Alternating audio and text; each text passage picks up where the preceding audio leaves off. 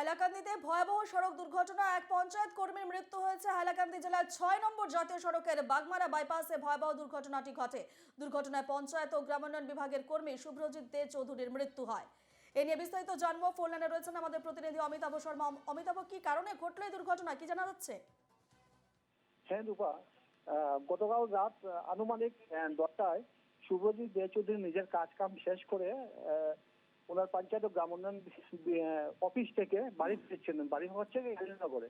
বাড়ি ফেরার সময় পাঁচ গ্রাম এলাকায় হঠাৎ এক তো কুয়াশাচ্ছন্ন ছিল জায়গাটা, অপরদিকে অবৈধভাবে একটি গাড়ি রাখা ছিল, ট্রিপার গাড়ি।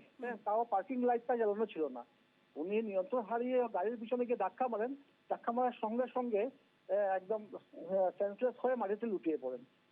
এখানে প্রত্যক্ষদর্শী হতে এই যে ঘটনাটি সংঘটিত হয়েছে, একমাত্র দায়ী হচ্ছে এই ট্রিপারটি পার্কিং লাইট জ্বালানো ছিল না। উনি একটা কুয়াশা আর রাস্তা এমনিতে দেখা যাচ্ছে না, সজোরে ধাক্কা মারার সঙ্গে সঙ্গে লুটিয়ে পড়েন মাটিতে।